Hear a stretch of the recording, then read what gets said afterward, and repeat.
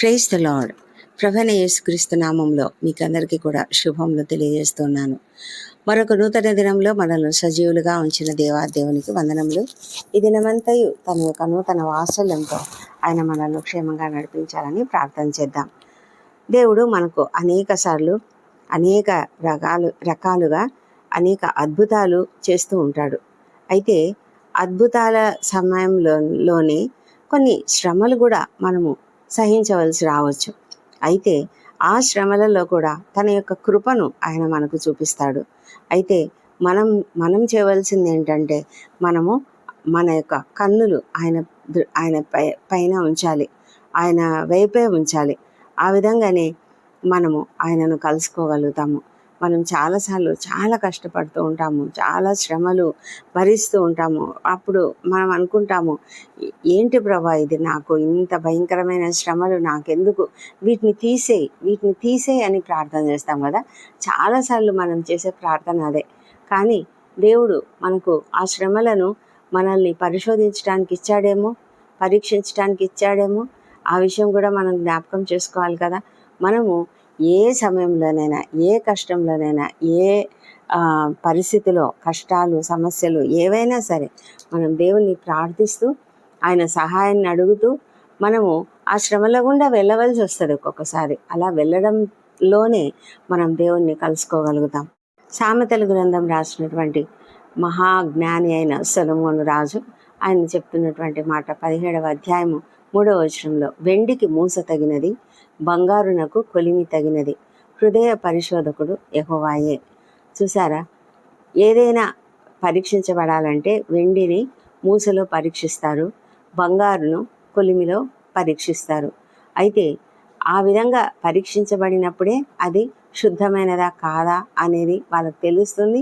అంతేకాదు, అందులోని కల్మషం అంతా పోయి శుద్ధమైనటువంటి దాన్ని బయటికి తీయాలంటే కూడా ఈ విధంగా చేయవలసి ఉంటుంది. ఆ పరిస్థితిని అంతటినీ ఫర్గో కావడానికి మనము ఇష్టపడడం అనేది అది మనము అలాగే చేయకూడదు. ఎందుకంటే మనము పరీక్షించబడితేనే కదా మనము ప్రూవ్ చేసుకుంటాము. వెండి నేను వెళ్ళను, నేను ఈ మూసలోకి వెళ్ళను, బంగారు నేను కొలిమిలోనికి వెళ్ళను, నేను ఇలాగే ఉంటాను అని అంటే ఆ బంగారు అలాగే ఉంటుంది. ఆ బంగారు శుద్ధమయ్యేది ఎప్పుడు? దానిని అందమైనటువంటి ఆభరణాలుగా తీర్చిదిద్దడానికి దాన్ని ఎవరు వాడతారు? ఎవరు వాడరు కదా. అయితే మనము ఇలాగ శ్రమలలోకి నేను వెళ్ళను, ఈ శ్రమలు నాకొద్దు, ఈ శ్రమలు తీసేయి ప్రభా అని మనం దేవుణ్ణి అడిగినట్లయితే మనము పరిశుద్ధపరచబడడానికి దేవునికి అవకాశం ఇవ్వడం లేదు.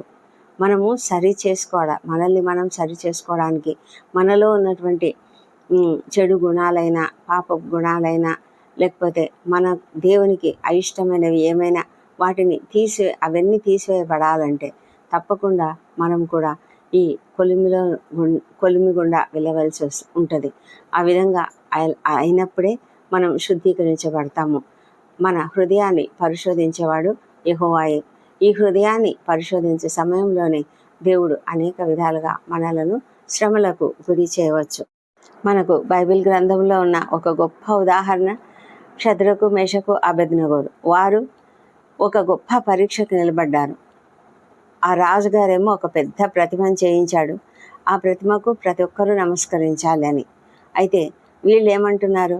మేము నమస్కరించము, మేము నమస్కరించడానికి అసలు ఒప్పుకోము. మా దేవుడు మమ్మల్ని రక్షించడానికి ఆయన సమర్థుడు. కానీ ఆయన రక్షించినా రక్షించకపోయినా కూడా మేము మాత్రము ఆ ప్రతిమకు మొక్కము అని చెప్పారు. అది కదా స్ట్రాంగ్ డెసిషన్. అది శ్రమలకు నిలబడ్డం అంటే. మరి ఆ శ్రమలో దేవుడు వాళ్ళతోనే ఉన్నాడు. అయితే దేవుడు ఏమన్నా వాళ్ళను అగ్నిగుండంలోనికి ప్రవేశింపకుండా కాపాడా? లేదు కదా. వాళ్ళు అగ్నిలోకి త్రోయబడినప్పుడు కూడా వాళ్ళు ఏం భయపడలేదు, వాళ్ళు ఏం ఏడవలేదు, గగ్గోలు పెట్టలేదు. కానీ వాళ్ళు లోపలికి ఆ అగ్నిగుండంలో పడవేయబడిన తర్వాత రాజుగారికి ఆశ్చర్యం అయిపోయింది. ఎందుకంటే అక్కడ ఉన్నది వాళ్ళు ముగ్గురు మాత్రమే కాదు, కానీ 4వ వ్యక్తి ఒక ఆయన ఉన్నాడు. ఆయన చాలా బ్రైట్ వస్త్రాలు ధరించుకొని ఉన్నాడు. అది చూసినప్పుడు ఆ రాజు ఆశ్చర్యపోయి వెంటనే వాళ్ళని బయటికి తీయమన్నాడు. ఎందుకంటే వాళ్ళు కాలిపోవడం లేదు, వాళ్ళు హ్యాపీగా తిరుగుతూ ఉన్నారు. ఏదో చక్కగా వెన్నెల్లో తిరుగుతున్నట్లుగా తిరుగుతూ ఉన్నారు. అది చూసినప్పుడు రాజుగారికి చాలా ఆశ్చర్యం అయిపోయింది. ఆ తర్వాత ఆ రాజుగారు మాట్లాడిన మాటలు కూడా చాలా, అంటే అందరికీ కూడా ఒక కనువిప్పులాగా, అక్కడ ఉన్నటువంటి ప్రజలందరికీ కూడా ఈయననే నిజమైన దేవుడు, సజీవుడైన దేవుడు అని ఆయన ఎంతగానో దేవుని స్తుతిస్తూ మరి అక్కడ ప్రొక్లెయిమ్ చేసినట్లుగా మనం చూస్తూ ఉన్నాం కదా. ఆ అగ్నిగుండము ఎలా ఉందంటే మనకు మోషే చూసినటువంటి ఒక దర్శనాన్ని గుర్తు చేస్తుంది కదా. అక్కడ పొద మండుతూ ఉంది, కానీ పొద కాలిపోవడం లేదు. వీళ్ళు అగ్నిలో వేయబడ్డారు, అగ్ని మండుతోంది, అగ్నిగుండం మండుతోంది, కానీ వాళ్ళు కాలిపోలేదు. ఎంత అద్భుతం, ఎంత ఆశ్చర్యకరం. మరి అలాంటి గొప్ప అద్భుతం చేయగలిగిన దేవుడు మన దేవుడే. ఎందుకు ఆయన దాన్ని అనుమతించాడు అంటే ఆ ముగ్గురు వ్యక్తులు, యవనస్తులు, వారు ఎంత స్ట్రాంగ్గా ఉన్నారు అన్నది ఆయన చూడాలనుకున్నాడు. మరి ఆ సమయంలో ఆ పరీక్షకు వాళ్ళు నిలబడినప్పుడు వాళ్ళని అద్భుతంగా బయటికి తీసుకువచ్చింది కూడా ఆయనే.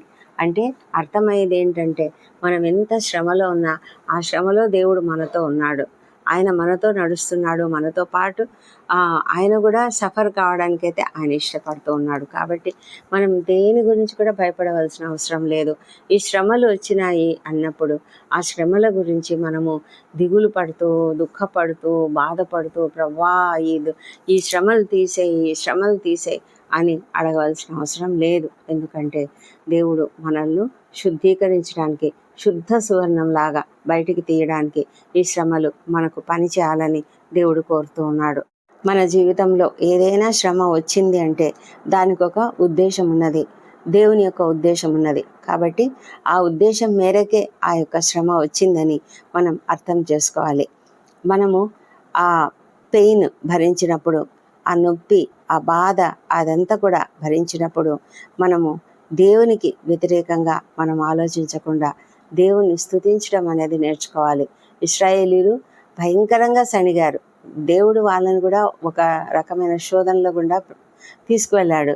ఆహారం లేదు, మరి నీళ్లు లేవు అన్నప్పుడు ప్రతిసారి కూడా వాళ్ళు సణిగారు. వాళ్ళు ఆ శ్రమలన్నిట్లో కూడా దేవుడు వాళ్ళతో ఉన్నాడు. ప్రతిరోజు ఆ అగ్నిస్తంభంలో, మేఘస్తంభంలో ఆయన ఉంటూ వాళ్ళని నడిపిస్తూ ఉన్నాడు. అయినప్పటికీ కూడా వారు దేవునికి నమ్మకంగా ఉండలేకపోయారు. మన జీవితంలో మనం ఒకసారి ప్రభువుని అంగీకరించిన తర్వాత మనం ఎప్పుడు కూడా దేవునికి వ్యతిరేకంగా ఉండడం, మరి ఉంటామా లేదా అనేదే కదా దేవుడు చూస్తూ ఉంటాడు. శ్రమల గుండా వెళ్తున్నప్పుడు ఎప్పుడైతే మనము చాలా దుఃఖపడి, చాలా అలసిపోయినట్లుగా మనం ఫీల్ అయినప్పుడు వెంటనే దేవుడు మనకు నెమ్మదినిస్తాడు. ఆయన మన హృదయాన్ని నెమ్మదిపరిచే దేవుడు, ఆయన మనకు ఆదరణనిచ్చే దేవుడు, ఆయన వాక్యం ద్వారా మనతో మాట్లాడేటువంటి దేవుడు. కాబట్టి మనము శ్రమల గుండా వెళ్తున్నా కూడా మనం కాలిపోవడం లేదు.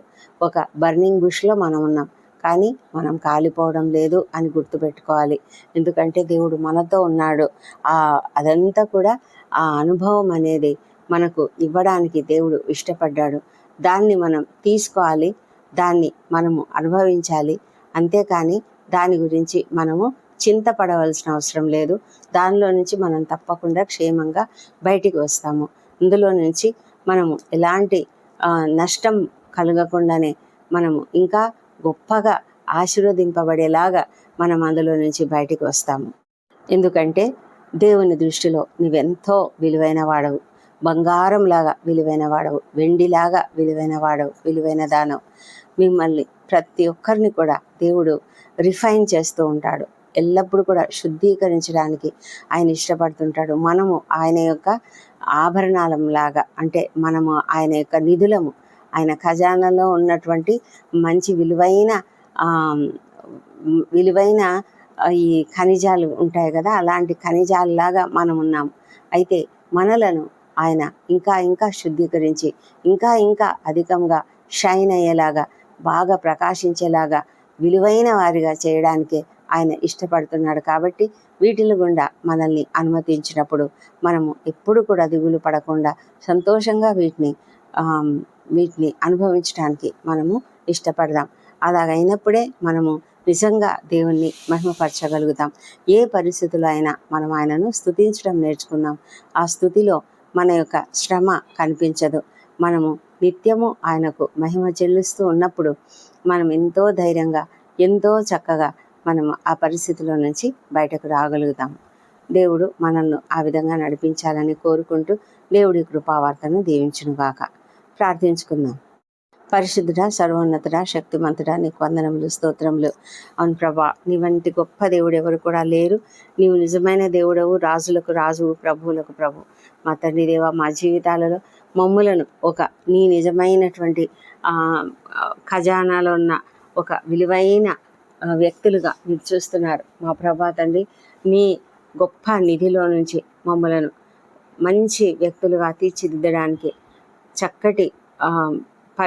చక్కటి వ్యక్తులుగా, విలువైన వ్యక్తులుగా మమ్మలను చేయడం కొరకు మా ప్రభా, మాకు శ్రమలు అనుమతిస్తూ, మాలో ఒకవేళ మాకు భయం కూడా కలిగి ఉండవచ్చు. అయితే తండ్రి, ఆ భయాన్ని అంతా తొలగించి మమ్మలను చక్కటి వ్యక్తులుగా, మంచి వ్యక్తులుగా, నీ బిడ్డలుగా, చక్కటి విశ్వాసులుగా చేయడానికి మీరు ఇష్టపడుతూ ఉంటుండగా దానికి మేము సిద్ధం కావడానికి మాకు సహాయం చేయండి. మేము దేనికి కూడా భయపడకుండా, తండ్రి, శ్రమలు చాలా అల్పమైనవి, అల్పకాలమే ఉంటాయి అనే విషయం మేము గమనించుకోవడానికి సహాయం చేయండి. అపొస్తలుడైన పేతురు చెప్పినట్లుగా నశించి పోవు సువర్ణము అగ్ని పరీక్ష వలన శుద్ధపరచబడుచున్నది. అలాగే దానికంటే అమూల్యమైన మా విశ్వాసమును ఈ శోధనల చేత పరీక్షకు నిలపడానికి మీరు ఏర్పాటు చేసిన ప్రతి శ్రమను కూడా మేము చక్కగా అనుభవించడానికి, సిద్ధపడడానికి సహాయం చేయండి నాయన. అవును తండ్రి, మేము ఎప్పుడైతే ఆ పరీక్షకు నిలుస్తామో తండ్రి, మీరు మాకు మహిమయు, ఘనతయు, మెప్పును కలగడానికి మీరు మాకు సహాయం చేస్తారు. కాబట్టి తండ్రి, ఆ విధమైనటువంటి గొప్ప ధైర్యం కలిగినటువంటి మనసు కలిగి ప్రభా, మేము ఈ పరీక్షలలో నిలబడడానికి సహాయం చేయమని వేడుకొంచున్నాం. ఏ పరీక్షల గురించి, శ్రమల గురించి భయపడకుండా మాకు సహాయం చేయండి. శ్రమలు చాలా కొద్ది కాలమే ఉంటాయి నాయన. ఆ కొద్ది శ్రమలను అనుభవించడానికి మాకు సహాయం చేయండి, ధైర్యం ఇవ్వండి. మేము ఏ భయము లేకుండా వాటిని మేము సహించగలిగే కృపను దయచేయండి. శోధన సహించేవాడు ధన్యుడు అని చెప్పిన దేవా, నీకు వందనములు తండ్రి. మా ప్రభా తండ్రి, మేము ఆ కొద్ది కాలం శ్రమ అనుభవించిన తర్వాత మేము పూర్ణులుగా చేయబడతాము, స్థిరపరచబడి బలపరచబడతాం. కాబట్టి తండ్రి, నీ యొక్క కృప కొరకు, నీవు సర్వకృపానిధియగు దేవుడు కనుక నీ కృపను బట్టి మేము నీకు వందనములు, స్తోత్రం చెల్లించుకుంటున్నాం. దయమేడ నీకు వందనములు నాయన. మా ప్రభా, మమ్మల్ని అందరినీ కూడా మీరు ఎంతో ప్రేమతో నడిపిస్తున్నందుకు తండ్రి, ఈ దినమంతా మాకు తోడుగా ఉండి నడిపించమని నీకు వేలాది స్తోత్రం చెల్లిస్తున్నాం తండ్రి. మా పనులన్నిటిలో కూడా మేము నీకు మహిమకరంగా, జయప్రదంగా జీవించడానికి సహాయం చేయండి. మా ప్రతి పనిని సఫలీకృతం చేయమని వేడుకొంచున్నాం తండ్రి. మా ప్రభా, మరి విద్యార్థులను దీవించి వారికి అందరికీ మంచి ఆరోగ్యమును, మంచి జ్ఞానమును అనుగ్రహించండి ప్రభా. వారు ఉన్నత చదువులకు వెళ్తున్నారు. ప్రతి ఒక్కరిని కూడా దీవించి మా చక్కటి మార్గంలో నడుచుకోవడానికి సహాయం చేయండి. కాంపిటేటివ్ ఎగ్జామ్స్ రాసినటువంటి అనేక మందినైనా వాటి కొరకు సిద్ధపడుతూ ఉన్నారు ప్రభా. తప్పకుండా మంచి రిజల్ట్ అనుగ్రహించమని వేడుకొంచున్నాం నాయన. మా ప్రభా తండ్రి, మరి ఎంతమంది అయితే ఈ దినం ఇంటర్వ్యూలకు హాజరవుతున్నారో వారికి తప్పకుండా విజయం అనుగ్రహించండి నాయన. మా ప్రభా, నిరుద్యోగులకు ఉద్యోగాలు దయచేయండి. ఎంతోమంది వివాహ ప్రయత్నం చేస్తున్నారు, సఫలం చేయండి. సంతానం కొరకు ఎదురు చూసిన బిడ్డను దర్శించి వారికి తప్పకుండా చక్కటి సంతానము అనుగ్రహించమని వేడుకొంచున్నాం. ఇది నూతన కార్యములు ప్రారంభిస్తున్న ప్రతి ఒక్కరిని కూడా దీవించండి. ప్రతి కార్యం కూడా జయప్రదంగా జరిగించమని ప్రార్థిస్తున్నాం ప్రభా. మా ప్రభా, ప్రతి కుటుంబంలో కూడా శాంతిని, సమాధానమును కుమ్మరించండి. ఎలాంటి కలతలు లేకుండా ప్రతి ఒక్కరు కూడా చక్కగా జీవించినట్లుగా కృప చూపించమని వేడుకొంచున్నాం. మా ప్రభా తండ్రి, దయగలిగిన దేవుడవు తండ్రి, ఎవరెవరైతే భయంకరమైన వేదనకరమైన అనారోగ్యంతో దుఃఖపడుతూ శ్రమలు అనుభవిస్తూ ఉన్నారో అలాంటి వాళ్ళను మీరు స్వస్థపరచండి, కంప్లీట్గా స్వస్థపరచమని ప్రార్థిస్తున్నాం. నీ గాయపడిన హస్తం చేత ముట్టండి ప్రభా, స్వస్థపరిచి త్వరగా కోలుకోవడానికి సహాయం చేయండి. ఎంతోమంది నాయన మరి గుండె వ్యాధులతో బాధపడుతున్నారు. బ్రెయిన్ సమస్యలతో, లంగ్స్లో ప్రాబ్లంతో, లివర్ ప్రాబ్లమ్స్తో, కిడ్నీ ప్రాబ్లమ్స్తో, తండ్రి ఇంటెస్టైన్స్లో ప్రాబ్లమ్స్తో ఎన్నో సమస్యలతో బాధపడుతున్నారు నాయన. ప్రభా, ఎంతోమంది నరాల సంబంధిత వ్యాధులతో, మోకాళ్ళ నొప్పులు, కీళ్ళ నొప్పులు, కాళ్ళ నొప్పులు, అనేక రకాల మైగ్రేన్, తలనొప్పులు తండ్రి, వీటన్నిటితో కూడా మరి వారు బాధపడుతున్నారు తండ్రి. మీరే కనికరించి ప్రతి ఒక్కరిని కూడా బాగు చేయమని, స్వస్థపరచమని ప్రార్థిస్తున్నాం ప్రభా. మీరు స్వస్థపరిచే దేవుడు కాబట్టి మేము నీకు వందనాలు చెల్లించుకుంటూ అడుగుతున్నాం, నమ్ముతున్నాం, విశ్వసిస్తున్నాం. మీరు ప్రతి ఒక్కరిని స్వస్థపరిచినందుకు వందనములు. డాక్టర్లను, నర్సులను, ఇతర సిబ్బందిని దీవించి వారికి అందరికీ నేను మరి ఎంతో చాకచక్యం ఇచ్చినారు. నీకు వందనములు. ఓపిక, సహనమును కూడా అనుగ్రహించమని ప్రార్థిస్తున్నాం తండ్రి. మా ప్రభా తండ్రి, అన్యాయాలకు గురైన వారికి న్యాయం జరిగించండి. ఎంతోమంది ప్రభా మరి కోర్టు సమస్యలు, ల్యాండ్ సమస్యలు, అనేక ఇతర సమస్యలతో ఉన్నారు తండ్రి. వాళ్ళని అందరినీ కూడా కనికరించి వారి పక్షంగా మీరు వ్యాజ్యమాడి వారికి తప్పకుండా నేను న్యాయం జరిగించమని వేడుకొంచున్నాం తండ్రి. ఉద్యోగ జీవితాలలో ప్రభా ఎంతమంది అవమానాలకు గురవుతూ ఇబ్బందులు పడుతున్నారో వారిని అందరినీ కూడా కనికరించండి ప్రభా.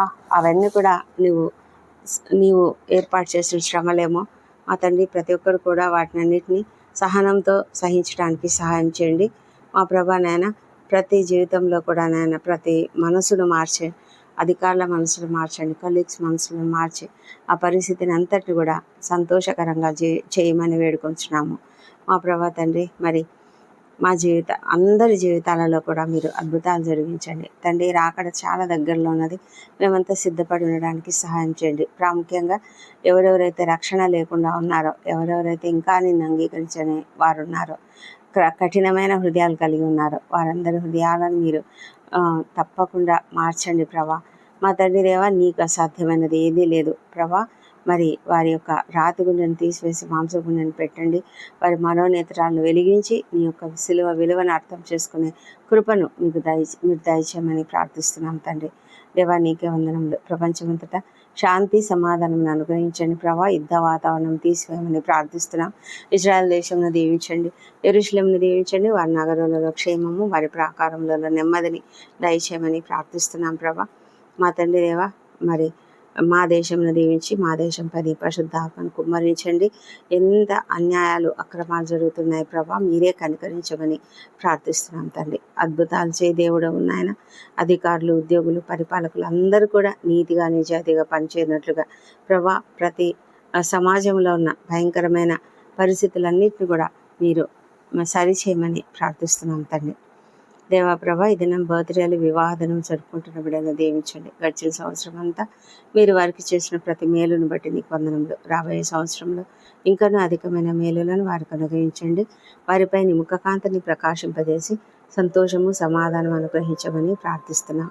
మా దేవా తండ్రి, నీవు దయగల దేవుడు. ఈ ప్రార్థనలు ఏకీభవించిన ప్రతి ఒక్కరిని కూడా దీవించి ఎవరికి ఏ కష్టం ఉన్నా కూడా ఆ కష్టమును తీసివేయమని ప్రభా, సమస్యలను తీర్చమని ప్రార్థిస్తున్నాం తండ్రి. మా ప్రార్థనలన్నీ మీరు అంగీకరించి జవాబులు ఇచ్చినందుకు నీకు వందనములు. ఈ ప్రార్థనలన్నీ మా ప్రభువును, మా ప్రియ రక్షకుడు నైనా యేసుక్రీస్తు నామములో అడిగి పొంది ఉన్నామని నమ్ముతూ నీకు స్తోత్రం తెలుస్తున్నాం తండ్రి. Amen, amen.